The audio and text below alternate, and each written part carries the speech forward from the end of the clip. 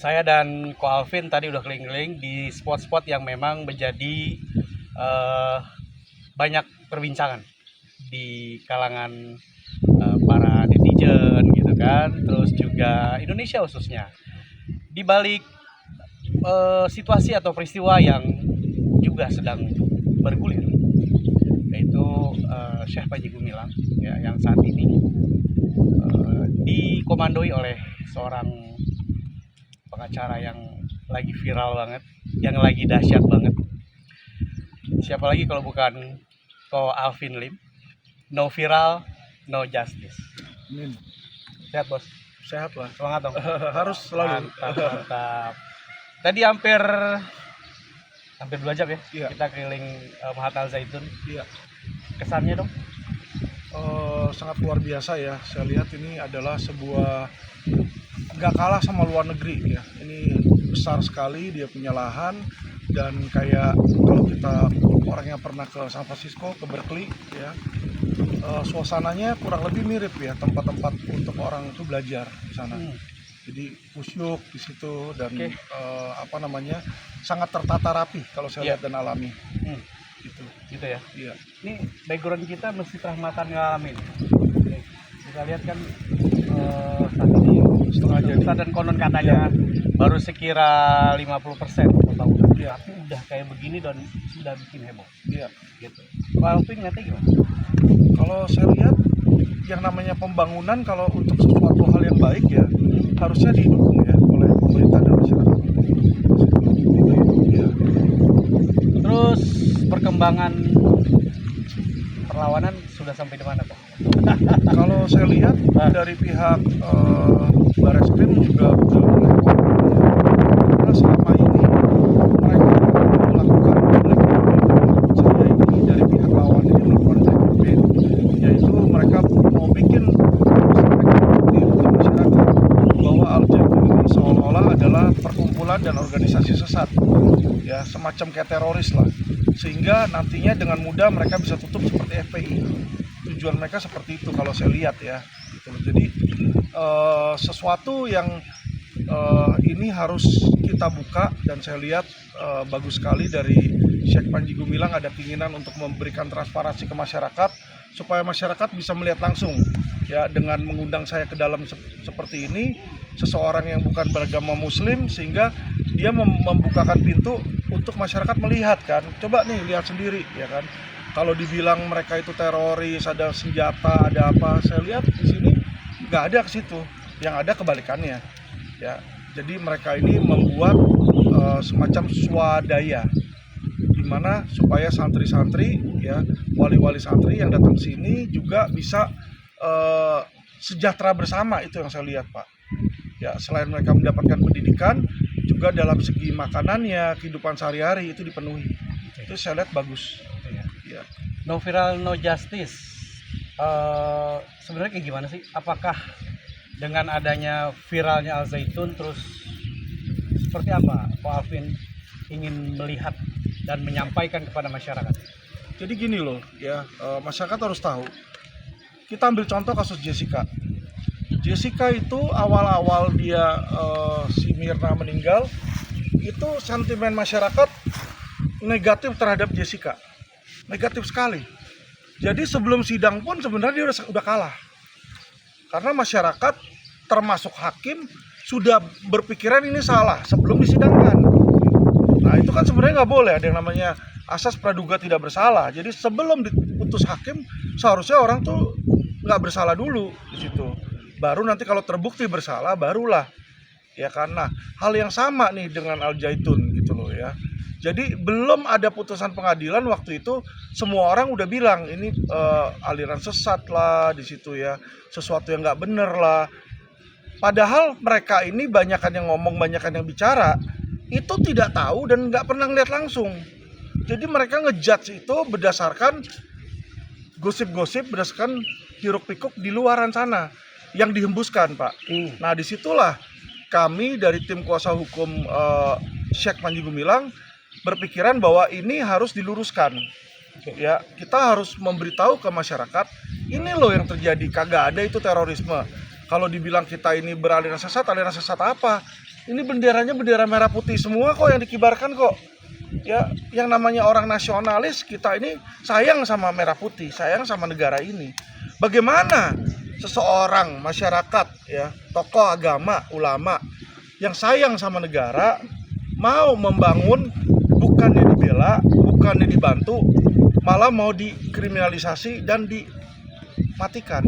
Itu kalau menurut saya salah besar di situ. Makanya nggak heran Pak, banyak toko-toko tutup sekarang kan. Mafia ini sekarang banyak-banyak berjamur. Investor asing takut masuk ke Indonesia. Kenapa gitu loh? Kenapa seperti itu? Orang yang punya lahan bisa dengan mudah diambil tahannya sama mafia hukum. Ya, saya lihat sekali banyak seperti itu. Hukum tajam ke bawah dan tumpul ke atas.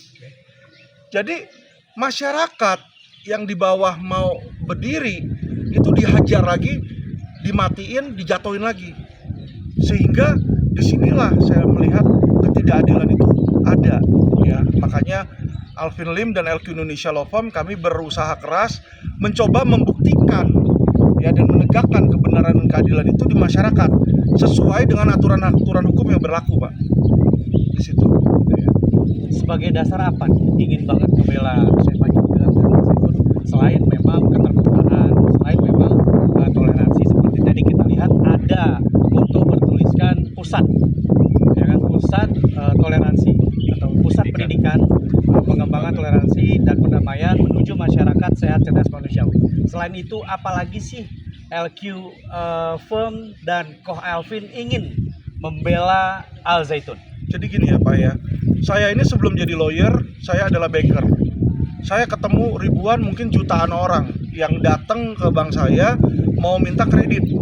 Jadi saya harus ngejudge berdasarkan raut muka mereka, dari emotional quality-nya, apakah ini orang baik atau tidak, ini orang bakal bayar atau tidak.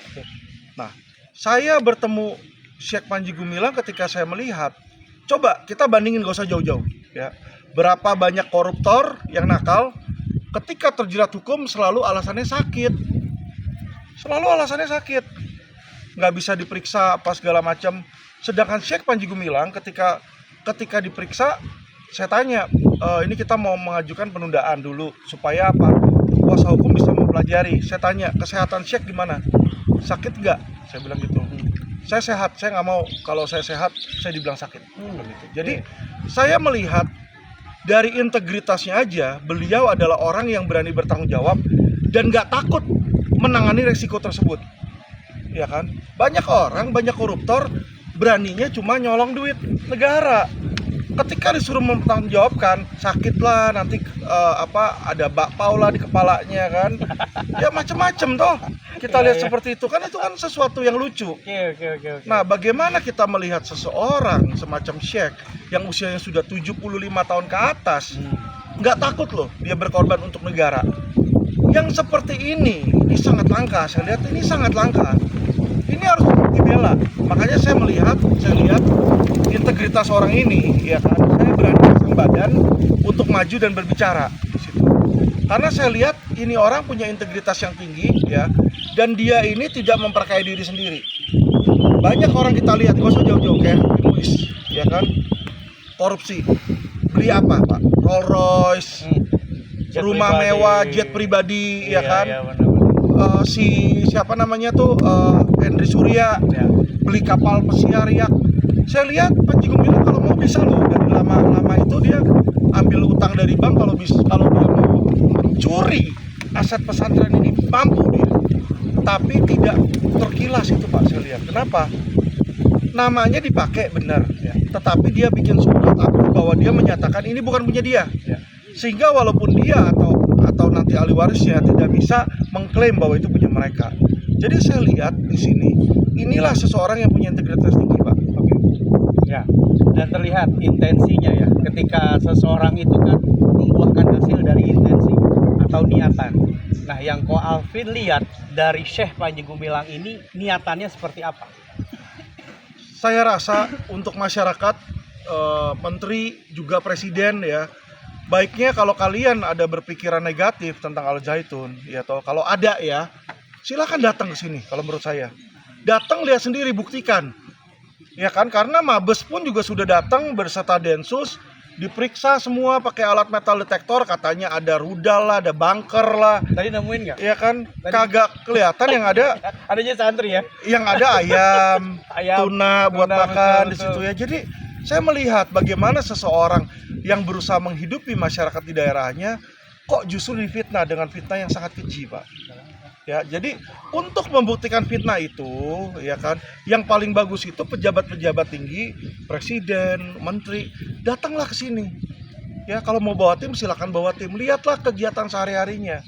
Ya, jangan dong kita orang baik itu terus dibilang jahat terus seperti itu. Apalagi yang waktu itu banyak bicara, banyak bacot itu si Mahfud MD. Yang dimana Mahfud MD berbicara bacot yang sama terhadap saya. Dibilang mafia ono lah, mafia ini. Padahal kehidupan saya sehari-hari, saya lawyer. Kalau lawyer itu mafia, berarti dia Menko Polhukam lebih mafia lagi. Di situ ya. Tapi begitulah Pak, orang yang cuma banyak bacot tapi tidak ada prestasi, ujung-ujungnya nggak terpilih lagi Pak. Dia mau naik jadi wakil presiden, nggak ada yang percaya. Nilai peruntukannya paling kecil di situ. Ya, sedangkan orang seperti saya yang dijelek-jelekin mafia apa segala macam, kalau lihat saya punya YouTube, saya punya TikTok, 99% masyarakat mendukung saya. Jadi mereka tahu kenapa, mereka berinteraksi langsung dengan saya. Mereka yang kesulitan keuangan, mereka kesulitan hukum, datang ke kantor saya, mereka lihat bagaimana kita bantu. Dan itu hal yang sama yang harus dilakukan oleh Pak Panji Gumilang. Jadi dia harus buka, lihat ya, karena kadang-kadang kalau suatu tempat itu, pesantren itu dibuat tertutup, masyarakat berpikirannya negatif. Apalagi mereka melihat, loh kok ini gedung tinggi banget ya, bagus ya, apa segala. Timbullah rasa yang namanya iri dengki ya. Nah, itu harus dihilangkan Pak. Justru kita sesama rakyat Indonesia, kalau saudara kita bisa sukses, kita harusnya happy Pak. Itu yang saya lakukan. Kalau saya punya saudara, saya punya teman, dulunya saya lihat miskin, sekarang saya lihat dia kaya, saya seneng loh. Saya bilang hebat, lu sukses gitu kan. Jangan kita jadi iri, kita fitnah dan kita berusaha hancurkan dia. Jangan itu. Ya, karena kita satu saudara, satu tanah air. Trial by mob yang terjadi, keputusan hakim di perkara 156A ya, penistaan agama. Gimana kok untuk perkara TPPU ini? TPPU atau perkara yang penistaan? Sedang pra peradilan nih. Ya kan, kemarin itu masuk juga tanda petik di media disebutkan bahwa ada trial by mob atau desakan dari masyarakat. Nah, sekarang pra peradilan pun dengan adanya Ko Alvin Lim sebagai pengacara Syekh Panji Gumilang, itu masyarakat sepertinya sudah mulai berbalik. Betul. Yang tadinya berpikir A kepada Syekh Panji Gumilang, sekarang Ko Alvin saja membela gitu, khususnya yang beragama Islam. Nah, Ko Alvin melihat ini, trial by mob ini sebuah kekhawatiran yang bagaimana atau nggak ada masalah? Jadi gini ya, kalau saya lihat awal dulu sebelum saya tangani, 99% itu auranya negatif terhadap Al Zaitun. Karena selama ini Al Zaitun hanya diam saja. Ketika diam, orang merasa, oh lo berarti salah. Karena kan nggak melakukan pembelaan kan. Tapi sejak saya berbicara, saya lihat di komentar-komentarnya, itu 75-25. 75 sudah mendukung Syekh. 25 masih antipati karena mereka masih terpengaruh dengan perkataan-perkataan atau hasutan dari yang sebelumnya. Tapi itu kita maklumi Pak. Ya, kita nggak mungkin bisa 100%. Ya, yang saya lihat di sini adalah sekarang permasalahannya hanya satu, yaitu oknum aparat penegak hukum. Jadi oknum aparat penegak hukum yang mana adalah sekarang ini oknum Mabes, ya kan? Mereka ini kejepit. Karena mereka sudah menetapkan tersangka, istilahnya mereka udah buang ludah. Mereka itu enggan untuk menjilat ludahnya kembali. Jadi info yang saya dengar, ya, saya namanya lawyer, saya punya teman-teman juga kan orang-orang dalam toh. Saya punya teman-teman juga orang-orang MA toh, untuk menanyakan di situ. Jadi dari orang MA yang saya kenal, dapat informasi dari ketua PN, mereka mendapatkan tekanan dari jenderal-jenderal Mabes untuk supaya mengalahkan pra peradilan Panji Gumilang. Walaupun bukti-bukti dan materi kita sudah sangat kuat. Satu hal yang lucu yang kita lihat di persidangan adalah yang namanya saksi itu ketika diperiksa harusnya dijawab. Karena apa yang dia ketahui, apa yang dia dengar itu kan harus dia buka di depan pengadilan.